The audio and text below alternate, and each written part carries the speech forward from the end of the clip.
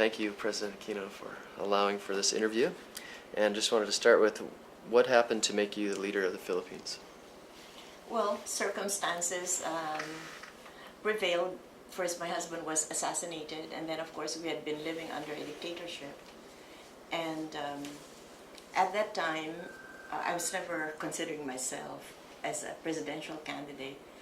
But as the opposition, I suppose, looked around and searched for the best possible candidate against the dictator, a number of them were convinced that it had to be somebody the opposite of Marcos, if possible, the complete opposite of Marcos. So I suppose they thought of me, because first, I'm a woman, he's a man. I've never been a politician, although I have been a politician's wife. I had never voted for Marcos, and the fact that he had incarcerated my husband, of course, we were against his dictatorship, and both my husband and I were working towards the restoration of democracy. So circumstances which perhaps require that the opposition present somebody who would be the opposite of Marcos, and in addition to that, somebody who could unite the opposition. And it was the perception that I would be the candidate that could best unite the opposition. The fact that a number of the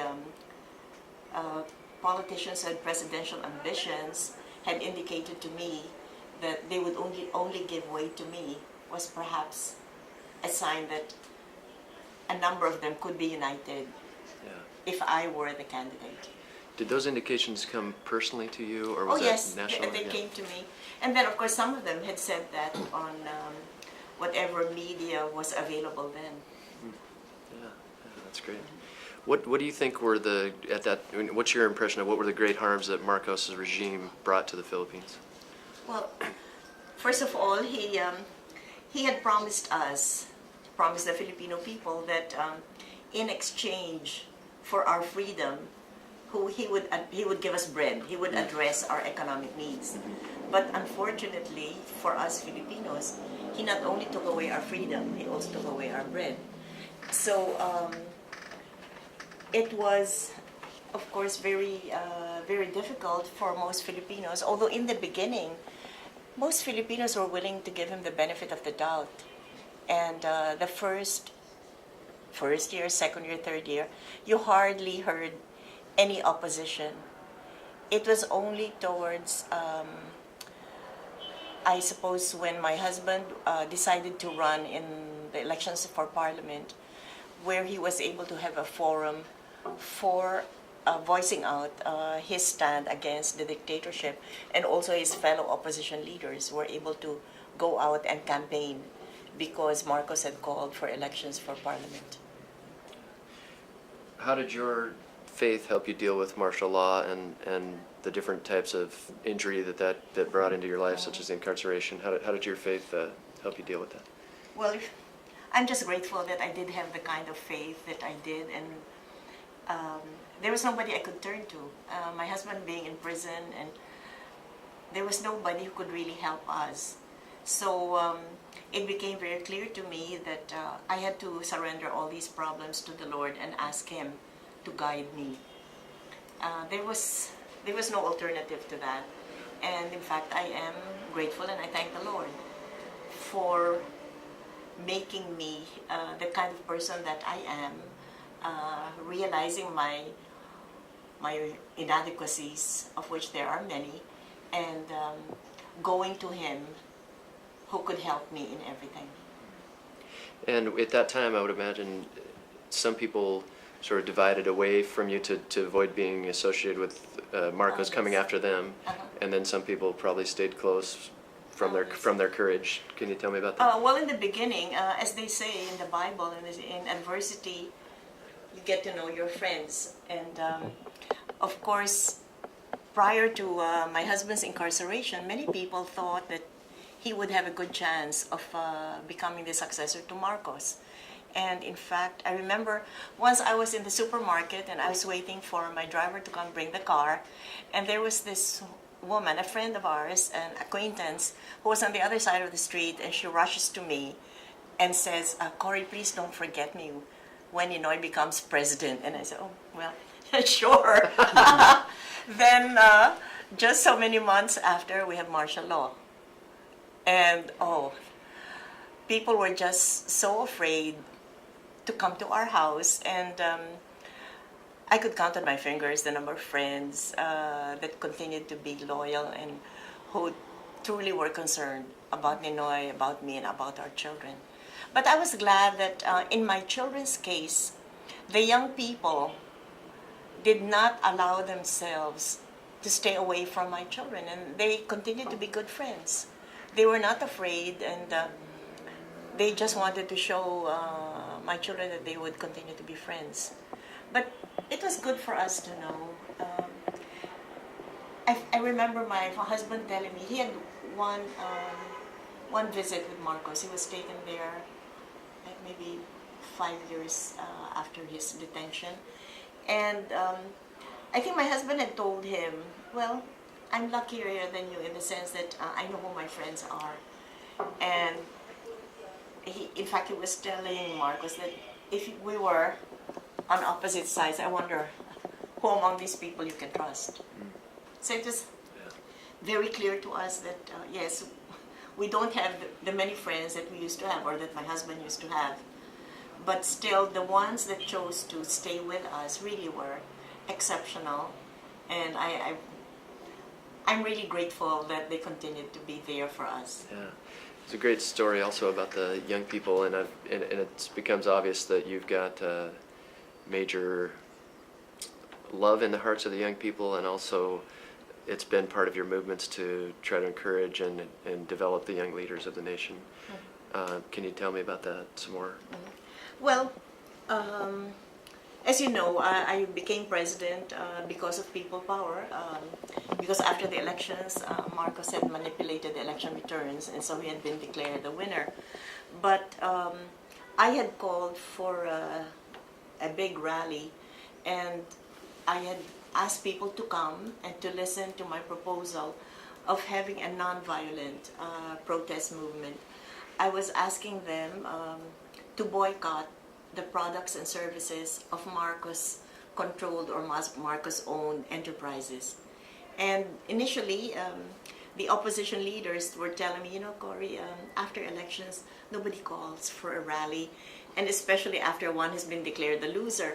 And I was telling them, well, you know, I had been going around, specifically here in Makati, because they had had big problems here about safeguarding the ballot boxes. And so I went around and I was looking to see how the people were, and they were calling out to me, Cory, what else can we do? And you know, it was not just one, but several of them had told me this. So I was saying, yes, what else can we do? And I felt a certain obligation to them because I had asked them to support me and to try to work for the restoration of democracy. So that same day, I called for a meeting of the opposition leaders, and I told them what had happened. And I said, I'd like to call for a rally. And so this was when they discouraged me, saying that nobody calls for a rally. I said, but I cannot just, you know, ignore what these people were calling out to me. And so, you know, like I was their little kid, and they were telling, okay, so where do you want this rally? And I said, well, I'd like it in the Luneta, which is the biggest open space here in Metro Manila. And they said, oh, why don't we just have it in another area? This is in front of the post office, and they were suggesting to me, and they said, if we get 10,000 or the 20,000, it looks so huge. So let's just have it there. I said, no, I really want to know once and for all whether people still want to work for the restoration of democracy or whether they have given up. So let's have it in this big park. And I said, if nobody comes or very few people come, then we will know that we don't want any more of this, and so we can go back to our private lives. But of course, the unexpected happened, and estimates ran from 500,000 to more. And it was just amazing, considering that we did not have any sophisticated sound equipment, and what we had told the people was to bring their transistor radios, because my speech would be broadcast on the Catholic radio station, so they would be able to listen from whatever place they were. And so that was on February 16. And I told the people I will be visiting 10 cities in the Philippines to ask for their support in this nonviolent protest movement.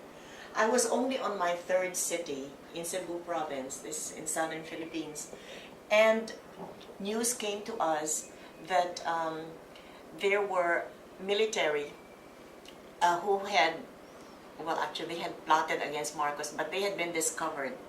So they were retreating and going back to the military camp and the police camp to, I guess, protect themselves from whatever Marcos is going to do to them.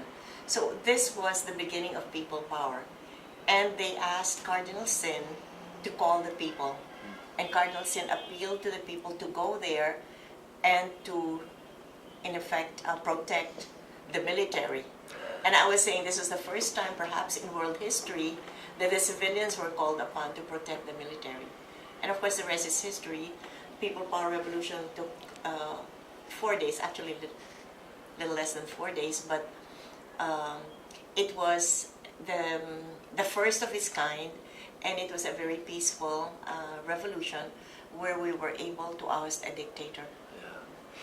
Did you, when you saw that first moment when you made the courageous decision, let's put it in a larger setting, a larger forum, and then you saw the 500,000 and more people, what came into your heart when you first saw that type of showing of the people? Of course, I was overwhelmed, and so it gave me the courage to continue, because if they were willing to make such a sacrifice of going there, then the least I could do was to carry on with what I had been proposing to them. And it was just fantastic, something that nobody had expected, because as the veteran politicians had told me, nobody calls for a rally after the election, especially after one is lost. May I point out that the Catholic Bishops' Conference of the Philippines gave us tremendous support, because they issued a statement saying that this was the most fraudulent election ever, and that it was highly immoral. So the people were not expected or did not have to recognize an immoral leader, or a leader elected through immoral means. Beautiful.